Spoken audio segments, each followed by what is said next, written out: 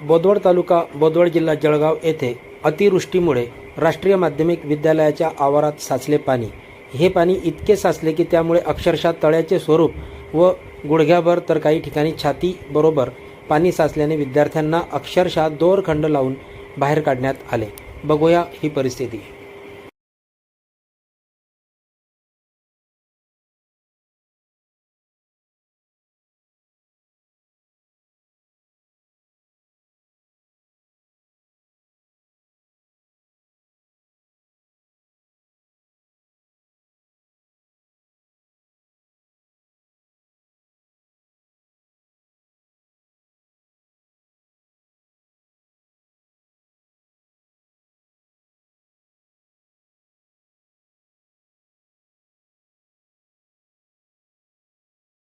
Subscribe करा YouTube channel Wadekars info news. जय हिंद जय महाराष्ट्र।